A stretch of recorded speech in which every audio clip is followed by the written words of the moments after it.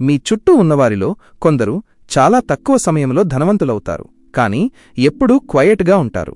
వారు తమ సంపాదన గురించి, ప్రణాళికల గురించి ఎవరికీ చెప్పరు.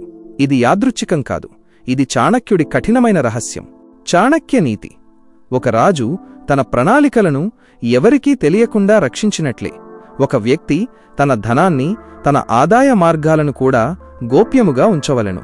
చాణక్యుడు మీ ఆర్థిక విజయాన్ని పెంచే, కాని మీకు చాలామంది శత్రువులను సృష్టించే ఒక సత్యాన్ని వెల్లడిస్తాడు. ఈ రోజు మనం తెలుసుకోబోయేది మీ సంపాదన రహస్యాన్ని ఎవరికీ చెప్పకూడదో, ఎందుకు చెప్పకూడదో. మీరు ఎంత ఎక్కువ మాట్లాడితే మీ సంపద అంత త్వరగా పోతుంది. మీ నోరే మీ ఆర్థిక శత్రువు. ఈ గోప్యత యొక్క 3 కారణాలను, దాన్ని ఎలా పాటించాలో తెలుసుకుందాం. మొదటి కారణం: అసూయ మరియు శత్రుత్వం. సామాజిక ప్రమాదం. చాణక్యుడు మానవ స్వభావాన్ని లోతుగా అధ్యయనం చేసినవాడు. ఆయన ప్రకారం మీరు ఆర్థికంగా ఎదిగితే మీ చుట్టూ ఉన్న ప్రపంచం మీకు చప్పట్లు కొట్టడం కంటే మిమ్మల్ని అడ్డుకోవడానికి ప్రయత్నిస్తుంది. అందుకే మీ సంపాదన గురించి మాట్లాడటం అనేది మీరే అగ్నితో ఆడుకున్నట్లు అవుతుంది. మానవ స్వభావం: మీ నిజమైన విజయాన్ని చూసి సంతోషించేవారు చాలా తక్కువ మందే ఉంటారు. మిగిలినవారు పోలిక మరియు అసూయతో బాధపడతారు. మీరు మీ సంపాదన గురించి, కొత్త ప్రాజెక్ట్ గురించి చెప్పినప్పుడు వారిలో ఈ ప్రతికూల భావాలు పెరుగుతాయి. అసూయ అనేది లోపల పెరిగే ఒక విషం లాంటిది. రహస్య శత్రుత్వం యొక్క ఉద్భవం: అసూయపడే వ్యక్తి బహిరంగంగా పోరాడడు. ఇదే అత్యంత ప్రమాదకరమైన విషయం. అతను మీ విజయాన్ని తట్టుకోలేక రహస్య శత్రువుగా మారతాడు. మీ సంపాదన గురించి తెలిస్తే ఆ శత్రువు మీ వెనుక మీ గురించి చెడుగా మాట్లాడటం, మీ వ్యాపారానికి అడ్డు చెప్పడం లేదా మీ దృష్టిని మళ్లించడం ద్వారా మీకు నష్టం కలిగిస్తాడు. మీ సంపద వారికి దాడి చేయడానికి ఒక లక్ష్యాన్నిస్తుంది. నిశ్శబ్దంగా ఉంటే వారికి మీపై దాడి చేయడానికి స్పష్టమైన లక్ష్యం దొరకదు. మంచి కోసం చెప్పినా నష్టమే. మీ స్నేహితులకు, బంధువులకు సలహా ఇవ్వడానికి, వారికి స్ఫూర్తినివ్వడానికి మీ విజయాన్ని చెప్పినా వారు దాన్ని అహంకారంగా లేదా ప్రదర్శనగా భావించవచ్చు. ఇది మీ సంబంధాలను దెబ్బతీస్తుంది. చాణక్యుడు సంబంధాలను కూడా ధనంగా భావించాడు. అనవసరంగా వాటిని పాడు చేసుకోకూడదు. ఉదాహరణ: పోటీదారుగా మారిన మిత్రుడు. మీరు ఒక వ్యాపారంలో అద్భుతమైన లాభాలు వస్తున్నాయని చెప్పినప్పుడు మీ మిత్రుడే అదే వ్యాపారాన్ని మొదలుపెట్టి మీ పోటీదారుగా మారవచ్చు. మీరు వారికి రహస్యంగా మీరే ఆయుధమిచ్చినట్లు అవుతుంది. మీ సంపాదన గురించి మాట్లాడటం వల్ల మీ విజయం యొక్క రహస్యాన్ని, వ్యూహాన్ని బయటపెట్టకుండానే మీ శత్రువులకు మీపై దృష్టి పెట్టడానికి ప్రేరణ ఇస్తారు. రెండవ కారణం: అప్పులు మరియు వనరుల లీక్. ఆర్థిక భద్రత. మీరు ధనవంతులయ్యారని ప్రపంచానికి తెలిస్తే మీ వైపు ఆశించే చూపులు పెరుగుతాయి. చాణక్యుడి దృష్టిలో ఇది మీ ఆర్థిక భద్రతకు అత్యంత ప్రమాదకరం. మీ సంపదను బహిరంగం చేయడం ద్వారా మీ వనరులను మీరు నష్టపోయే ప్రమాదం ఉంది. అప్పుల వల. మీరు ధనవంతులయ్యారని మీ చుట్టూ ఉన్నవారికి తెలిస్తే వారు మిమ్మల్ని అప్పు అడగడం మొదలుపెడతారు. నీ దగ్గర ఉంది కదా, నాకు ఇవ్వు అనే వైఖరి పెరుగుతుంది. మీరు ఇవ్వకపోతే సంబంధాలు దెబ్బతింటాయి. కాని మీరు ఇస్తే ఆ డబ్బు తిరిగి రాకపోవచ్చు. చాణక్యుడు రుణం శేషం శత్రువులాంటిది అని చెప్పాడు. గోప్యత పాటించడం ద్వారా అప్పు అడిగే అవకాశాన్నే మీరు తొలగిస్తారు. దోపిడీ ప్రమాదం మరియు భద్రత. మీ సంపాదన తెలిస్తే మీరు మోసాలకు, దొంగతనాలకు లేదా దోపిడీలకు మరింత సులభంగా, లక్ష్యంగా మారతారు. మీ ఆర్థిక స్థితిని ఇతరులు అంచనా వేసినప్పుడు నేరగాళ్లు మిమ్మల్ని లక్ష్యంగా చేసుకునే అవకాశం పెరుగుతుంది. మీ గోప్యత అనేది మీ భద్రతా కవచం. బేరం కోల్పోవడం. మీరు ఒక వస్తువు కొనేటప్పుడు లేదా ఒక ఒప్పందం చేసుకునేటప్పుడు మీ ఆర్థిక బలం అవతలి వారికి తెలిస్తే వారు మీ నుంచి ఎక్కువ డబ్బు డిమాండ్ చేస్తారు.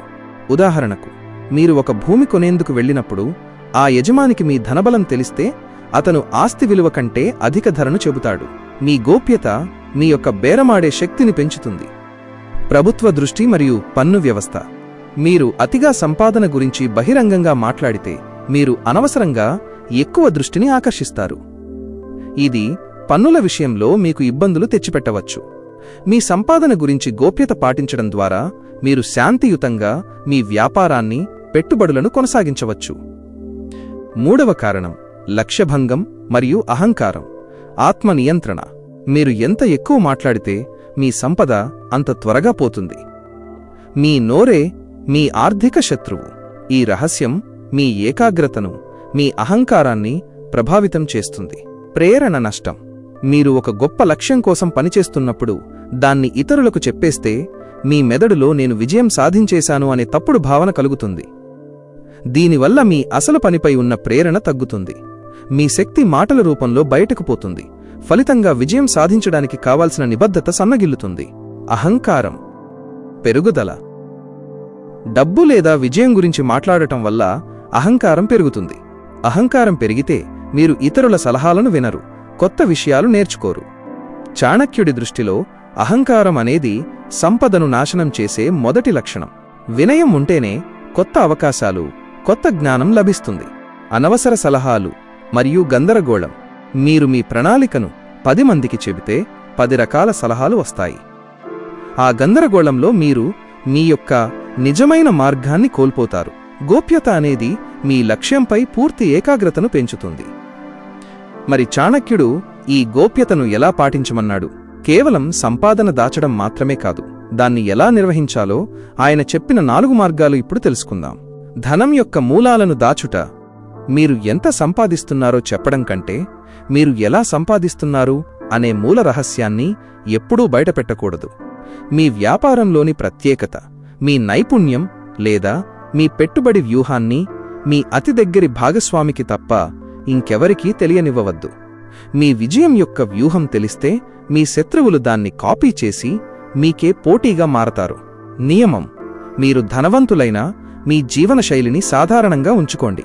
అప్పుడే ఇతరులు మీ సంపాదనను సరిగ్గా అంచనా వేయలేరు. కేవలం భార్య లేక గురువుతో మాత్రమే పంచుకోవడం చాణక్య నీతి. ఒక రాజు తన అతి ముఖ్యమైన రహస్యాలను తన నమ్మకమైన భార్య లేదా బుద్ధిమంతుడైన మంత్రి, గురువుతో మాత్రమే పంచుకోవాలి. మీ ఆర్థిక విషయాలను పూర్తిగా తెలుసుకోవడానికి కేవలం ఒకే ఒక నమ్మకమైన వ్యక్తిని ఎంచుకోండి. ఈ సర్కిల్ను చిన్నగా, అత్యంత విశ్వసనీయంగా ఉంచండి. మీ భాగస్వామి ఆర్థిక నిర్ణయాలలో పాలుపంచుకోవాలి కాబట్టి వారికి మాత్రమే నిజం తెలియాలి. లక్ష్యం పూర్తయిన తర్వాతే మాట్లాడటం. మీ ప్రణాళిక పూర్తయి మీరు విజయాన్ని సాధించిన తర్వాత మాత్రమే దాని గురించి మాట్లాడండి. మీరు ఒక వ్యాపారం మొదలుపెట్టాలని అనుకుంటే అది లాభాలు సంపాదించిన తర్వాతే ఇతరులకు చెప్పండి. అప్పటి వరకు నిశ్శబ్దంగా పనిచేయండి. ఉదాహరణ, నేను ఒక వ్యాపారం మొదలుపెడుతున్నాను అని చెప్పడం కంటే నా వ్యాపారం ఇప్పుడు లాభాల్లో ఉంది అని చెప్పడం సరైనది. అప్పటికే విజయం సాధించినందున శత్రువులకు మిమ్మల్ని అడ్డుకోవడానికి అవకాశం ఉండదు. దానం ద్వారా గోప్యత. చాణక్య నీతి. రహస్యంగా దానం చేయుట వలన ధనము శుద్ధమగును. మీరు దానం చేసేటప్పుడు కూడా దాని గురించి ప్రచారం చేయవద్దు. రహస్యంగా దానం చేయడం ద్వారా మీరు మీ అహంకారాన్ని తగ్గిస్తారు మరియు మీ ధనాన్ని పవిత్రం చేస్తారు. మీరు మీ సంపదను ప్రదర్శించడానికి బదులు దాన్ని మంచి కోసం ఉపయోగించండి. ముగింపు. చాణక్యుడు చెప్పిన ఈ గోప్యతా సూత్రం కేవలం డబ్బును దాచడం గురించి కాదు, మీ శక్తిని రక్షించుకోవడం గురించి. మీ నోరు తెరిస్తే మీ శక్తి బయటకు పోతుంది. మీరు నిశ్శబ్దంగా ఉంటే ఆ శక్తి మీ విజయాన్ని నిర్మిస్తుంది. చాణక్య నీతి ప్రకారం జీవితంలో విజయం సాధించడానికి మాట కంటే చేతలే ముఖ్యం. మీ విజయాన్ని ప్రపంచం మీ మాటల ద్వారా కాకుండా మీ విజయాల ద్వారా తెలుసుకోవాలి. నిశ్శబ్దమనేది ధనవంతులు పాటించే అత్యంత శక్తివంతమైన నియమం. ఈరోజు మీ సంకల్పమేంటి? మీరు ఇకపై మీ ఆదాయం లేదా మీ పెట్టుబడి ప్రణాళిక గురించి అనవసరంగా ఎవరికీ చెప్పకుండా ఉండగలరా? సంకల్పం తీసుకోండి. కామెంట్లలో నా రహస్యం, నా బలం అని టైప్ చేసి ఈ చాణక్య నీతిని పాటించండి. తరువాత వీడియోలో చాణక్యుడు చెప్పిన ధనవంతులు కావచ్చు, కానీ వినయాన్ని కోల్పోతే పేదరికం తప్పదు అనే శక్తివంతమైన పాఠం గురించి తెలుసుకుందాం. అప్పటి వరకు నిశ్శబ్దంగా పనిచేయండి మరియు సంపదను సృష్టించండి. జై చాణక్య నీతి.